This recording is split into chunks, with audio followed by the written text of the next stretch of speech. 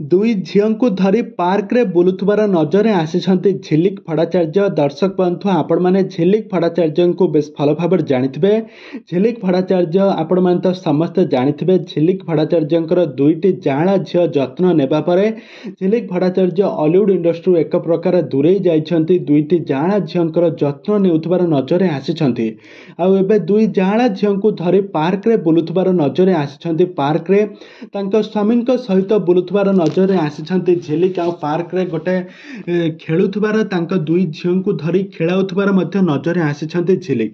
ତ ଝିଲିକଙ୍କୁ ଆପଣମାନେ ସମସ୍ତେ ଜାଣିଥିବେ। ଝିଲିକ ହେଉଛନ୍ତି ଜଣେ ବଙ୍ଗାଳୀ ଅଭିନେତ୍ରୀ। ସେ ପ୍ରଥମ ଥର ପାଇଁ ଓଡ଼ିଆ ସିନେମାରେ ଅଭିନୟ କରିବା ପାଇଁ ଓଡ଼ିଶା ଆସିଥିଲେ, କିନ୍ତୁ ଏହାପରେ ଆଉ ଝିଲିକ ଭଟ୍ଟାଚାର୍ଯ୍ୟ ଆଉ ପଛକୁ ଫେରି ଚାହିଁନଥିଲେ। ଗୋଟିଏ ପରେ ଗୋଟିଏ ଓଡ଼ିଆ ସିନେମା ହିଟ୍ ସିନେମା ଦେଇସାରିବା ପରେ ଆଉ ସାରା ଓଡ଼ିଶାର ଦର୍ଶକମାନେ ଆଉ ଝିଲିକ ଭଟ୍ଟାଚାର୍ଯ୍ୟଙ୍କୁ ଆଉ ଛାଡ଼ି ନଥିଲେ। ଝିଲିକ ଭଟ୍ଟାଚାର୍ଯ୍ୟ ଏହାପରେ ଓଡ଼ିଆ ସିନେମା ଇଣ୍ଡଷ୍ଟ୍ରିରେ ରହି ବହୁ ସାରା ଓଡ଼ିଆ ସିନେମାରେ ଅଭିନୟ କରି ଆଉ ଅଲିଉଡ଼ର ସମସ୍ତ ଆଗ ଧାଡ଼ିର କଳାକାରମାନଙ୍କ ସହିତ ଅଭିନୟ କରି ବେଶ ଲୋକପ୍ରିୟତା ହାସଲ କରିଥିଲେ। ଏହାପରେ ସେ ସୁକିନ୍ଦା ବିଧାୟକ ପ୍ରୀତିରଞ୍ଜନ ଘଡ଼ାଇଙ୍କୁ ଭଲ ପାଇ ବିବାହ ବନ୍ଧନରେ ବାନ୍ଧି ହୋଇଥିଲେ। ଏହାପରେ ସେ ଗୋଟେ ଓଡ଼ିଆ ଘରର ବୋହୂ ଭାବରେ ଚଳୁଥିଲେ। ବଙ୍ଗାଳୀ ଝିଅ ହୋଇଥିଲେ ମଧ୍ୟ ଓଡ଼ିଶାରେ ଓଡ଼ିଆ ଘରର ବୋହୂ ଭାବରେ ଚଳୁଥିବାର ନଜରରେ ଆସିଥିଲେ।